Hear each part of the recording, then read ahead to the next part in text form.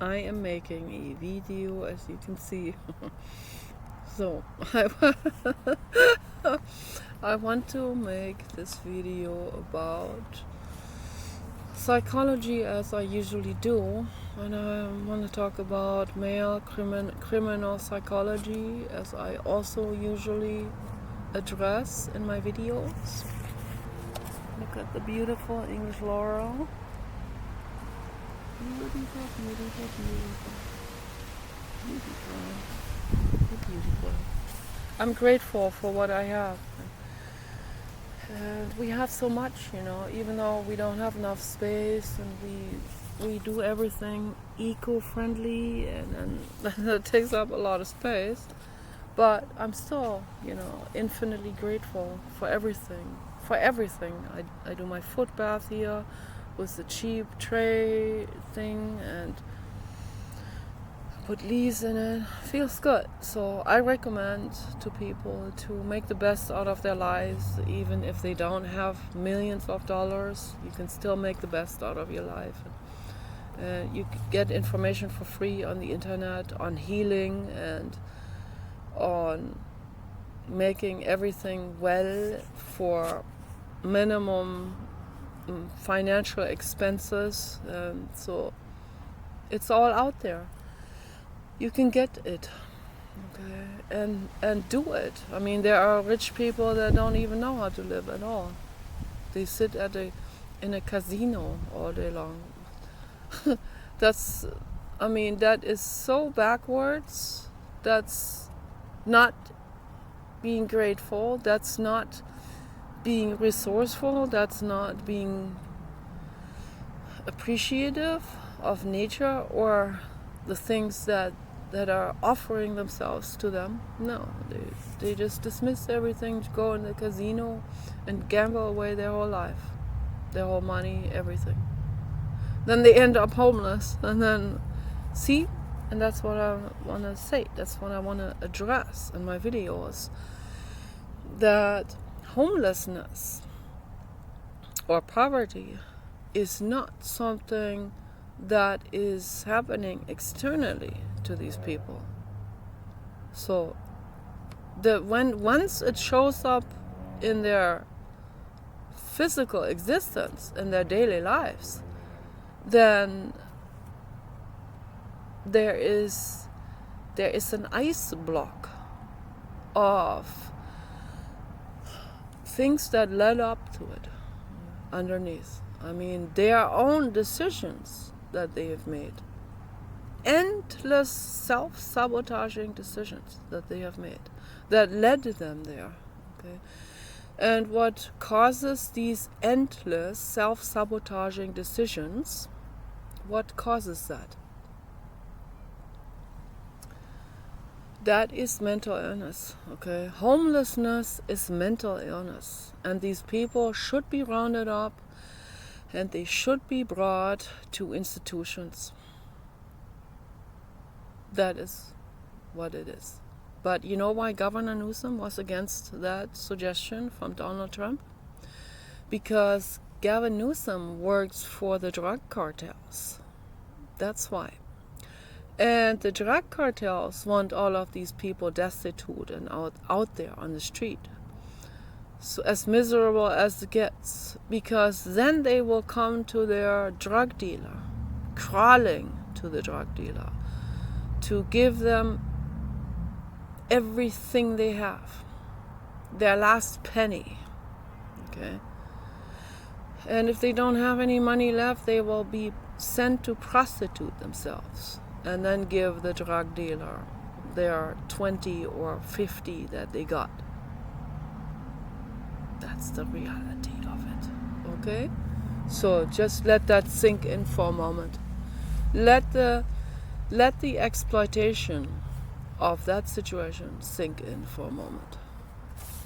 That's not human rights, okay? That is the opposite of human rights. What Governor, I don't want to call him Governor, what Gavin Newsom has done to California, and what his friends, his cartel friends, Obama, Harris, Biden, and all of these Waltz and all of these people. Right? These are all cartel people. They work for the cartel mafia. Okay. It's very sad, all of this. Many of them are addicted, they're on drugs. Hunter Biden is part of it. Okay.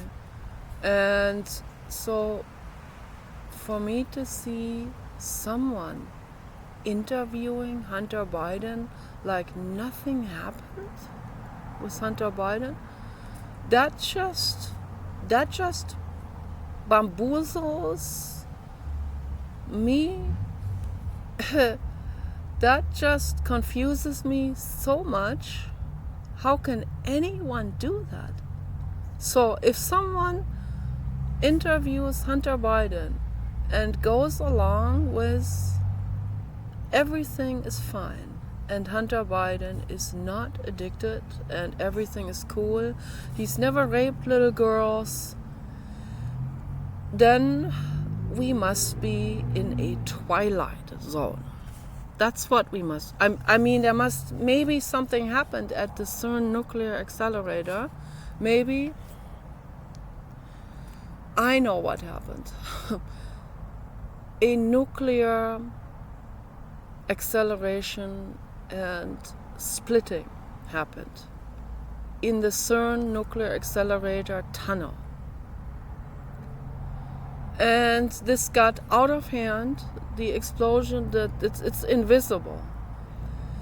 These things evaporated out, right? It's like a portal of a complete timeline reversion that happened there. And it spread across the whole planet, into the core of the planet, outside of the planet, and all the way to Moon, Mars, Venus, and beyond. In a very, very large radius, there is a bubble happening of nuclear collision timeline reversal and complete timeline shift of events that happened on Earth. So it's like rewind the video and it makes these funny noises, and you see Hunter Biden with the little girl sucking him and all of that rewind and played new, where none of this is happening. Okay. He's not addicted, he's never raped anyone, he's never done treason to the United States in the Ukraine, never been involved with any of these extreme worldwide corruption rings. No, he is, and also Zelensky suddenly, like with a holy halo around him. It's all good. We are good. We are all good. We're good. We good. Yes or no? Don't bother us. We good. Yeah. So it's either that's what happened, right? Or I'm in a Twilight Zone movie. Okay, the whole thing here is just a headset reality, and someone shifted everything, shifted this video game around. But the nuclear accelerator, all of that is part of it. So, yeah, or we're having a moment of a deep fake corruption happening. So, which I bet my money on is actually what happened, right? So, I'm not going to name any names, but, people that I thought I liked, suddenly they do a U-turn. Yeah, so that's why you have to be real careful who you worship and who you subscribe to and who you religiously latch onto. So don't do religious latching onto anyone.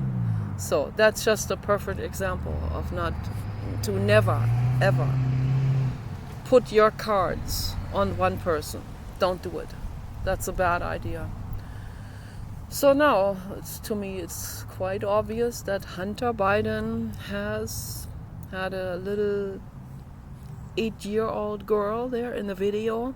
Okay, he was deeply involved with Diddy and Epstein. And Epstein and Diddy were involved also with each other. And this is a worldwide scam trafficking. This is a worldwide mega corruption and crime. It's organized crime. That's what it is. Okay, people need to know that.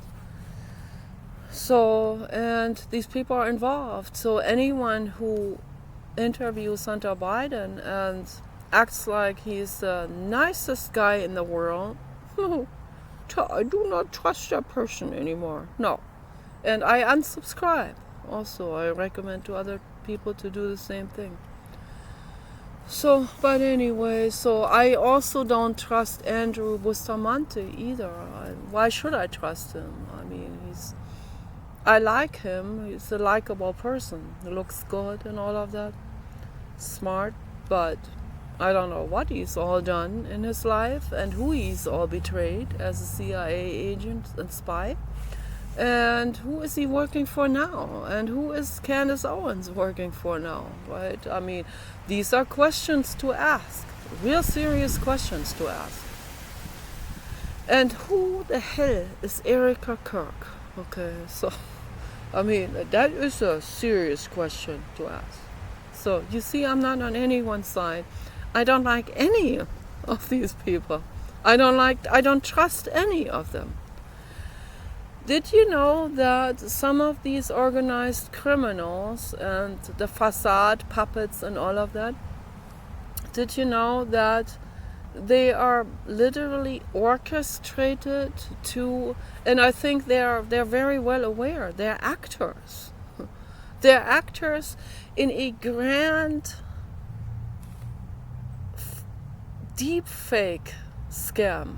That's a worldwide deep fake scam that they are casted into these puppet roles, where one plays the antagonist of the other and the other plays the antagonist of the other. They go against each other, but suddenly the tide turns and they love each other all of a sudden. So, like Anna Kasparian, what the hell? I never trusted those people. What the hell is going on here? So, I also don't like Muslims. I said that many times. I am extremely opposed to Islam. So, yeah, I don't want innocent Muslim children to be butchered by Netanyahu. No, I don't want that to happen. So that's not a justification. There's no justification for that. It's not okay. I'm also against Netanyahu. Okay. So I'm against all of these. I'm against Zelensky. And I have every reason to be against these people. They have proven to me that they are bad players. Okay, bad actors, if you want to use that term. So they're organized crime. Okay, so now I'm going to list the people that I absolutely trust. I trust Tucker Carlson. I trust Donald Trump. I trust Elon Musk. I trust Tulsi Gabbard. I trust Pam Bondi. I trust Kash Patel, and I trust Dan Bongino. Okay, they have been set up against each other by the overlords of the underworld. They try to turn people against they try to turn the good people against each other. They do that very often. But then turns out all of these people are suddenly leaving, and for various reasons. And that's when I trust them even more, because when people are laid off, so to speak, not by Donald Trump, he loved these people. They're laid off by the underworld players, okay, that have their puppeteer strings in the government, of course, you know. So the government is run by those people, by these underworld string holders. So if you do what they want you to do, if you destroy the Epstein files, then you're in. If you dig the Epstein files out and broadcast them to the public, then you're out. It's very simple, all of it. It's not complicated stuff. It's very, very simple, all of that. So the people that are still in there now, I'm not so sure about that. I'm also, but then there are some that leave that I'm also not sure about. So you have to be, you can't just go by one particular thing. You have to look at the whole picture. You have to really read the person, okay? And you have to trust your gut instincts on it, which most people don't do. Most people let other people tell them who to trust, which is what the underworld string holders rely on. They rely on you trusting CNN. Okay, what all of these people say. That's a bad mistake to do that. So, but I wanted to talk about male criminality, and all of this, what I'm talking about, is driven by male criminality, by male criminals, by male psychopaths, sociopaths, Machiavellian brains. Okay, so all of this is happening because of those. So what causes the Machiavellian brain? The neuroscientist Dr. Adrian Raine from England studied psychopaths. He put them into electroencephalograms and into CAT scans and PET scans, MRI scans, and he looks at their brains and compares these brains to a control group of normal, like the normal neurotypical non-criminals. So I have to use that terminology because neurotypical doesn't automatically mean not a criminal. So obviously, a little flower came down. That is the flower. Oh, bitter. This has a hallucinogenic material in it, but obviously you would have to eat 100 of these flowers, or maybe 200 of those flowers, to get a slight effect of this hallucinogenic chemical or alkaloid that's in it.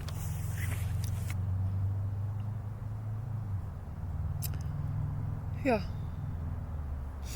So Dr. Adrian Raine compared these brains, and he saw that the people with the cluster B people, the dark triad clients, their brain is different, and there are clear anatomical differences.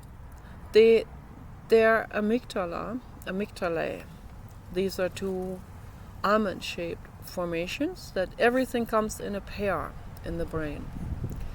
So from the brain stem all the way to the top, you have two hemispheres. Then underneath you have the corpus callosum. I think that's also too, then the corpus callosum is a scale. This is actually a scale that evaluates the need for a chemical production of counterbalancing chemicals. If you experience a shock or something terrible, then the corpus callosum evaluates this and says we need to produce a calming, we need to produce DMT. The brain produces DMT on its own in a situation like this. I've been through something like that. I don't want to get into it now, but I've experienced it live. So, oh God, I wish I had not experienced it.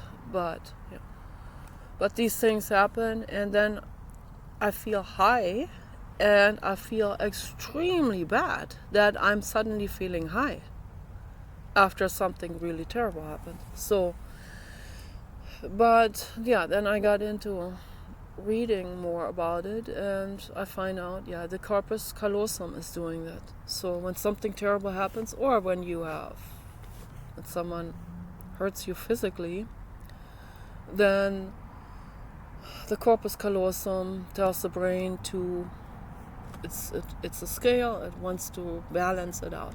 Okay, it tells the brain to produce endorphins and different pain chemicals, pain medication chemicals that the brain produces then.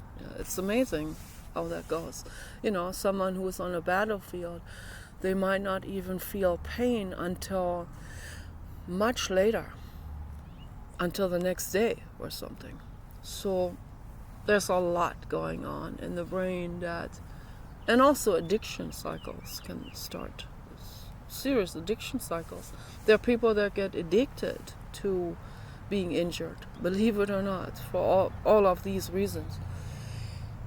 But that always happens to the addictive personality, and the addictive personality is a person who had severe childhood trauma or who carries ancestor pain, their ancestor pain that is inherited through the DNA. Okay, we can inherit memories from our ancestors, and if you clone someone, I'm not just getting this from a movie. Trust me, I read about all of this. The scientists are getting much closer to all of these answers. So first they found out that you can inherit certain fears, and you don't know why you have these fears or phobias. It's very, very unconscious. And then they're discovering gradually that some people are more open to, they have much more clarity on what they inherited, what kind of memory they inherited. Some people are less conscious, some people are more conscious, okay? So suddenly stuff like this comes up from our ancestors, from our mother, father, grandparents, ancestors before them, or if you are an identical twin, then you both have the same stuff happening. And if you're a clone, then you can inherit the memories from the original host. Okay, so probably not in a crystal clear way inherited, but you definitely inherit bits and pieces, and you don't know where that comes from. So this is very realistic. That's not just something that the filmmaker made up in that movie, The Island. So that's a pretty well done movie, actually.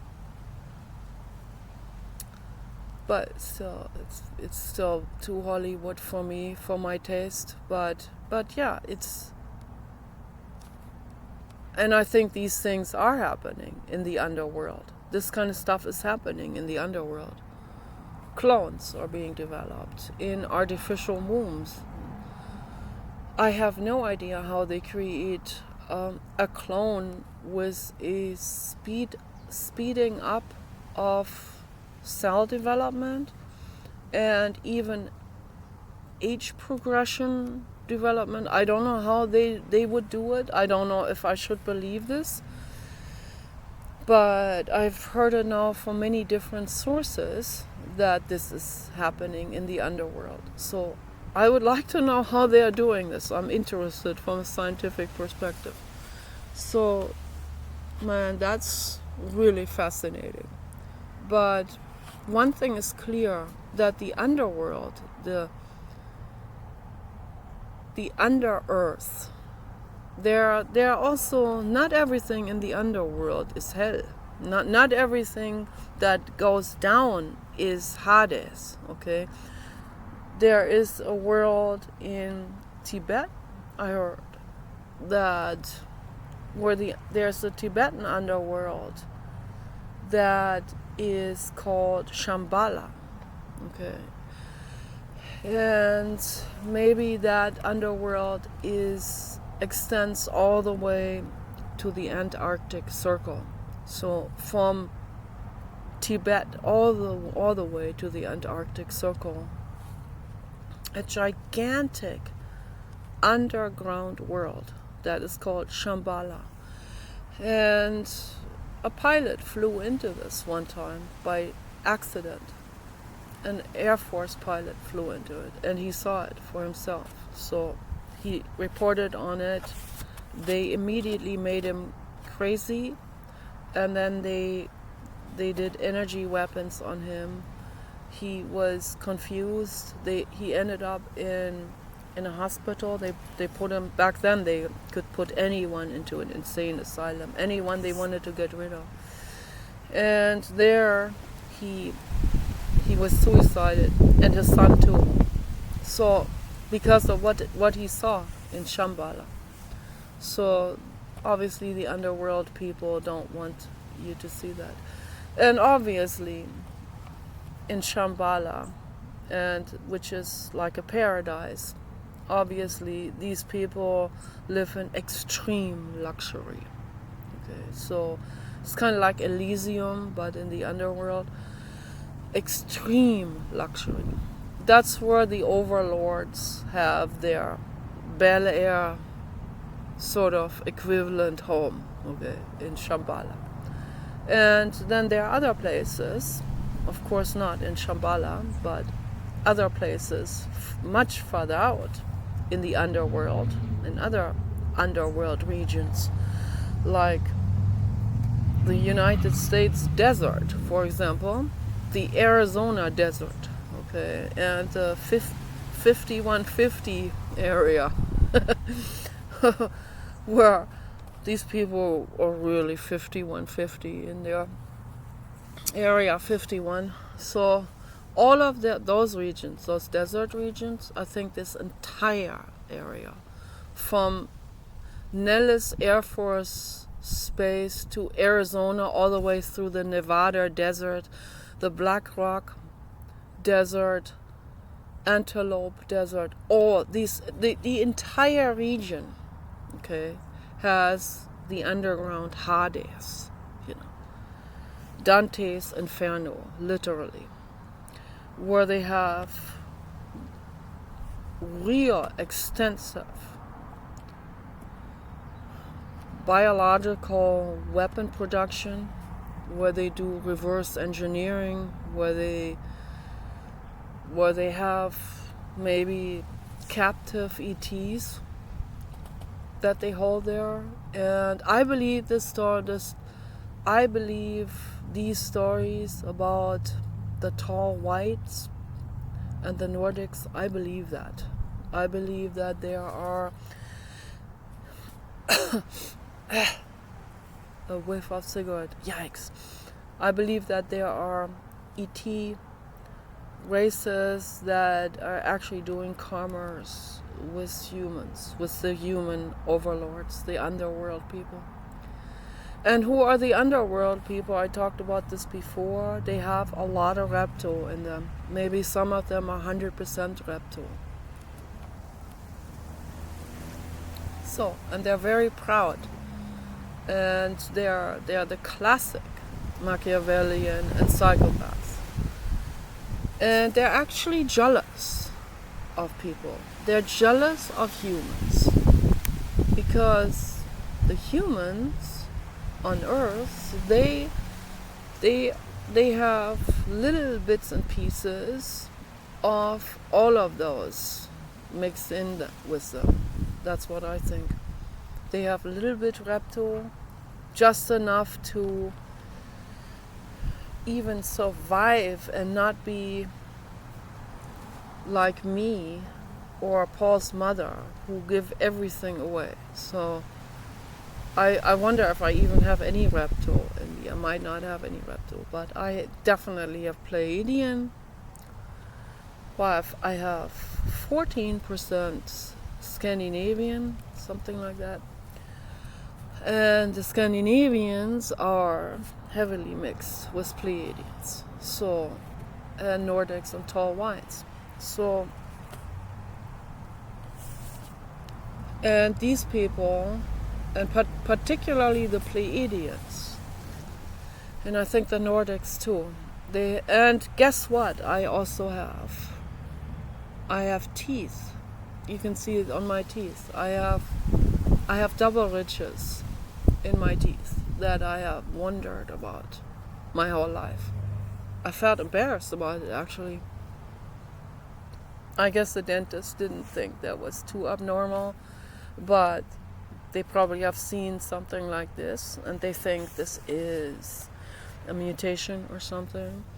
That's not that rare, but I think it comes from the Nordics, from the Norwegian ETs. And so it is wilder than you think, all of this. There is an ecosystem that has gathered here on Earth that is not just coming here from Earth, has not just evolved on Earth.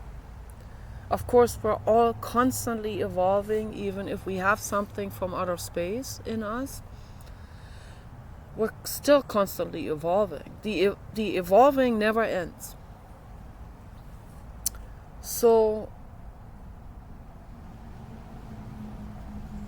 the sharp tooth there on the corner, that comes from the great apes, of course. Okay, those were our ancestors, obviously. Not the ones that are here today. Okay, they're cousins. They're on a different branch. We come from a great ape. Okay, so Lucy, Eta, those are on our directly on our lineage, and that's a fact. Okay, so but at some point there were Garden Eden projects where they took these apish. There was another Archaeopteryx, no. but I believe that they took these apish looking, already upright walking pre-humans, and they did gene experiments with them. That's the Garden Eden. So it is gene splicing that they did. And the outcome is the Neanderthals, the European Neanderthals. I don't know where the Asian Neanderthals come from, if they are more archaic. They probably are. But maybe they are also an outcome of an experiment with another ET species. So, I don't know. I'm just fascinated. I want to know all of that. I want to know. I want to learn as much as I can, possibly. This is really digging into history on Earth, which most people are afraid of. They don't want to do it. Because they get shamed, they get ridiculed, they lose their licenses, they lose their financial governmental grants, they lose their seat as a professor at the university, you name it. All of this is stringholder puppeteered. All of this is people being controlled, and they don't even know it. They don't want to know it. They don't even want to know it. They're slaves, and they don't want to know that they're slaves. That's what it is. I couldn't live like this. I couldn't. Wherever I worked even for my grandfather once in his stamp business during the auction phase. So, and as soon as my grandfather became a bitch towards me, he had some kind of chip on his shoulder against me. He didn't like me. I think because I see through him. That's why. Okay. So I didn't even say anything. He already doesn't like me because he sees that I see him. And then he wouldn't talk about it, of course, to anyone. But he sees that. If not consciously, he sees it unconsciously. So that's why he mistreated me so much when I was growing up. He also had a real chip on his shoulder. It was girls anyway. He mistreated my girl cousins too. So the males he treated better, much better. I find that so incredibly obnoxious and abhorrent. I want nothing to do with people like this. Okay. So yeah, as soon as he became a jerk, I can't just stand there. I question him. I speak out. The moment I speak out, he's done with me. He starts yelling. And then I cry, and then my aunt is trying to comfort me, and then I said, I'm sorry, I can't come back. Okay. This is not working for me. Okay. So, and she understood me, because she didn't like him either. He mistreated her too. Trust me. I mean, he respected her more because she was already older, and she was my uncle's wife, and she was definitely running this business more than my uncle was, and running it well. So my grandfather had to respect her at least, but he would always try to pat himself on the shoulder and take credit for the things she did, which of course would piss her off. It's obvious, So no, she understood where I was emotionally standing, okay, and why I was feeling the way I was feeling.